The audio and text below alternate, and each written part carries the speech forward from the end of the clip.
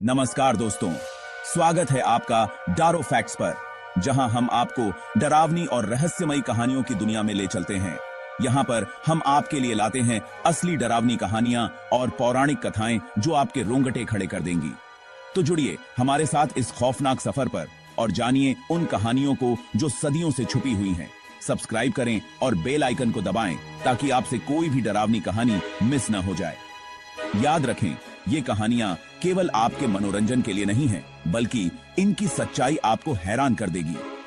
तो तैयार हो जाइए, क्योंकि डर का असली मतलब समझाने आ रहे हैं हम, केवल डारो फैक्ट्स पर। सपोर्ट करें, सब्सक्राइब करें और हमारे साथ डरावनी दुनिया में कदम रखें। गांव के ऊपर एक ऊंची हवादार पहाड़ी पर एक पुरानी हवेली खड़ी थी। इसकी टूटी हुई दीवारें और अंधेरी खाली खिड़कियां भूली हुई भव्यता और अकथनीय भयावहता की कहानियां बयां करती थी। हवेली के पास जाने की किसी की हिम्मत नहीं होती थी। उसकी परछाई में कदम रखने की तो बात ही दूर थी। गांव वाले एक श्राप की बात करते थे, एक चुड़ैल के क्रोध की जो हवेली के हॉल में भटकती थी।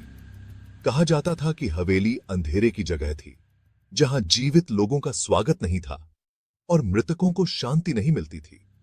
जब तक किसी को याद था, हवेली खाली पड़ी थी। इसकी कभी चमकदार दीवारें अब नमी और सड़न से सनी हुई थीं। लोहे के फाटक जंग लगे और लताओं से ऊंचे, जीवित और मृत दोनों के लिए रास्ता रोकते हुए प्रतीत हो रहे थे। हवेली गांव के ऊपर भय और रहस्य के एक मूक प्रहरी की तरह खड़ी थी। गांव वाले हवेली के काले अतीत की कहानियां फुसफुसाते थे। कहानियां पीढ़ी दर पीढ़ी चली आ रही थीं। वे एक खूबसूरत महिला की बात करते थे, जो असाधारण आकर्षण और शक्ति वाली महिला थी। वह बहुत समय पहले हवेली में रहती थी, अपने आप में एक रानी, पर उसके रूप में एक काला रहस्य छिपा था। गांव वाले फुसफुसाते थे कि वह एक चुड़ैल थी, एक जादूगरनी जो काला जादू करती थी। औरत को धोखा दिया गया था, उन्होंने कहा। एक प्रेमी ने लालच में आकर उसने उस पर जादू टोना करने का आरोप लगाया, जिससे गांव वाले उसके खिलाफ हो गए। उन्होंने उसे दोषी ठहराया, उसे एक खूनी लाल चांद की रात को दांव पर जला दिया।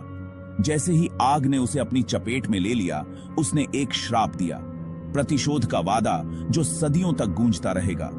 उसने कसम खाई कि उसकी आत्मा हमेशा के लिए हवेली को भूतिया बना देगी, उन सभी से बदला लेगी जो इसके मैदान में प्रवेश करने की हिम्मत करेंगे।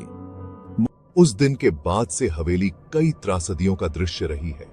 जिन लोगों ने हवेली पर अपना दावा करने की कोशिश की थी, उनका सामना असामयिक और भीषण अंत से हुआ था। कुछ का बिना किसी निशान के अचानक अंत हो गया। उनके पीछे केवल आतंक की फुसफुसाहट रह गई। अन्य मृत पाए गए थे हवेली की दीवारों के भीतर। उनके चेहरे शुद्ध भय की अभिव्यक्ति में बदल गए थे। कहानियों में हवेली के भीतर अजीब और परेशान करने वाली घटनाओं की बात कही गई थी। खाली हॉल में विच्छिन्न आवाजें गूंजती थीं, आधी रात को रहस्य फुसफुसाती थीं। वस्तुएं अपने आप हिलती थीं, मानो किसी अनदेखे हाथ से निर्देशित हो। खून के धब्बे, कहा जाता है कि चाहे कितनी भी बार उन्हें साफ क्यों न कर दिया जाए, फिर से प्रकट हो जाते हैं, फर्श और दीवारों पर निशान बना देते हैं। एक तूफानी रात, जब हवा एक बंशी की तरह गरज रही थी और बारिश खिड़कियों पर 1000 छोटी उंगलियों की तरह बज रही थी, युवा दोस्तों के एक समूह ने छोड़ी हुई हवेली का पता लगाने का फैसला किया। वे अज्ञात के रोमांच, निषिद्ध के आकर्षण से आकर्षित थे। उन्होंने चुड़ैल के श्राप की कहानियों को केवल अंधविश्वास, भयभीत ग्रामीणों की बकवास के रूप में खारिज कर दिया। दोस्त उत्साह और घबराहट के मिश्रण के साथ हवेली के पास पहुंचे। जैसे ही उन्होंने चरमराते लोहे के फाटकों को धक्का दिया, हवा के एक झोंके ने उनके लालटेन को बुझा दिया, जिससे वे अंधेरे में डूब गए। वे आपस में लिपट गए, उनके दिल उनकी छाती में तेज हो रहे थे। अंधेरा उन पर हावी होता हुआ प्रतीत हो रहा था, घना और भारी कफन की तरह। चेतावनी।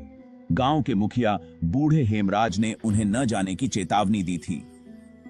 हवेली शापित है, वह कर्कश स्वर में बोला था। उसकी आवाज उम्र के साथ कर्कश थी। जो लोग प्रवेश करते हैं वे कभी वापस नहीं लौटते।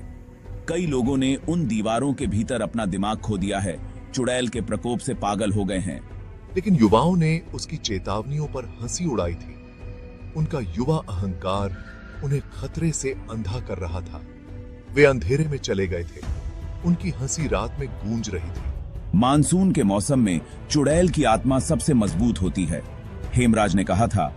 उसकी आंखें डर से भरी हुई थीं। वह जीवित लोगों के डर को खाती है, हर गुजरते तूफान के साथ और अधिक शक्तिशाली होती जाती है। लेकिन उसके शब्द हवा में खो गए। युवा लोगों की हंसी की आवाज से डूब गए क्योंकि वे हवेली में गायब हो गए। दोस्त अंधेरे में अपना रास्ता भटकते रहे। उनके हाथ मकड़ी के जाले और धूल से सने फर्नीचर से टकराते रहे। जैसे ही उन्होंने सड़ते हुए कमरों का पता लगाया, उन्हें एक उपस्थिति महसूस हुई, एक शीतलता जो उनकी हड्डियों में समाती हुई प्रतीत हो रही थी। अचानक आए एक झोंके ने मखमली पर्दे को हिला दिया, जिससे दालान के अंत में एक खिड़की दिखाई दे रही थी। एक क्षण के लिए खिड़की के शीशे में एक आकृति झिलमिला उठी। यह उतनी ही जल्दी गायब हो गया जितनी जल्दी प्रकट हुआ था, जिससे दोस्तों को आश्चर्य हुआ कि क्या उन्होंने इसकी कल्पना की थी। हवा भय से भर गई। सन्नाटा पुराने घर की लकीरों और उनके दिलों की धड़कन से सराबोर हो गया। तभी एक रक्त रंजित चीख अंधेरे में छेद गई। दोस्तों में से एक, प्रिया नाम की एक युवती, चली गई थी। उन्होंने पागलों की तरह खोजा। उनकी आवाजें खाली हॉल में गूंज रही थीं। एक और चीख, यह आतंक और दर्द से भरी हुई, उनकी रीढ़ की हड्डी को ठंडा कर गई। वे अंधेरे गलियारों से होकर गुजरे। केवल अपनी ही खुरदरी सांसों की आवाज और दूर से आती सिसकती आवाज से उनका मार्गदर्शन हुआ। हवेली उन पर बंद होती हुई प्रतीत हो रही थी। उसका अंधेरा घुटन भरा था। उन्हें हवेली से बचना था, उस अनदेखे आतंक से बचना था जो उनका पीछा कर रहा था। वे अंधेरे में आंख बंद करके दौड़े। उनके कपड़े उभरे हुए नाखूनों और छिटकी हुई लकड़ी से फंस गए। फर्श के तख्ते उनके पैरों के नीचे अशुभ रूप से चरमरा गए। ऐसा लग रहा था जैसे किसी भी क्षण रास्ता दे देंगे। मुख्य हॉल में पहुंचकर वे सामने के दरवाजे पर जंग लगे ताले से जूझ रहे थे। यह हिलता नहीं था। वे फंस गए थे। हवेली की दीवारों के भीतर जो भी बुराई थी, उसकी दया पर। अंत में एक हताश प्रयास के साथ वे दरवाजे को खोलने के लिए मजबूर करने में कामयाब रहे। वे तूफान में बाहर ठोकर मारते हुए, हवा के लिए हाँफते हुए, उनके कपड़े फटे हुए और उनके चेहरे आतंक से पीले पड़ गए। सुबह ग्रामीणों ने युवाओं को पहाड़ी की तलहटी में एक साथ दुबके हुए पाया, उनके अनुभव के बारे में बेसुध होकर बड़बड़ाते हुए। वे फिर कभी पहले जैसे नहीं रहे।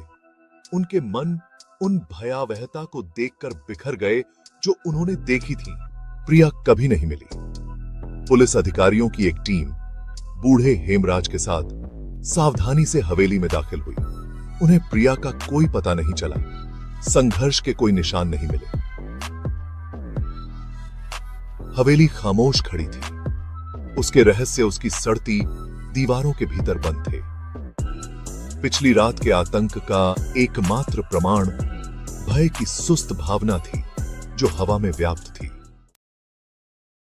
कुछ लोग कहते हैं कि प्रिया की आत्मा अब हवेली के भीतर फंस गई है, जो चुड़ैल के श्राप का एक और शिकार है। दूसरों का मानना है कि डायन उसे ले गई, उसे अपना होने का दावा किया।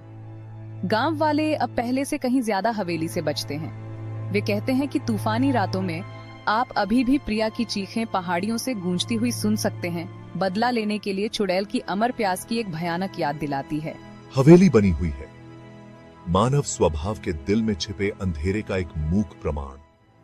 यह एक ऐसी जगह है जहां अतीत मरने से इनकार करता है, जहां जीवित और मृत के बीच की रेखा धुंधली हो जाती है और जहां चुड़ैल का श्राप लगातार बना रहता है।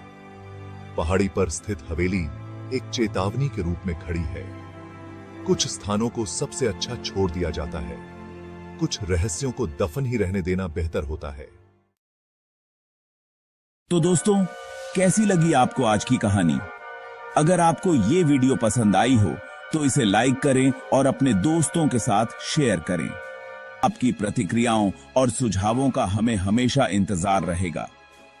तो तब तक के लिए अलविदा, और याद रखें, अंधेरे में छिपी हर परछाई का एक रहस्य होता है। मिलते हैं अगली कहानी में, केवल डारो फैक्ट्स पर।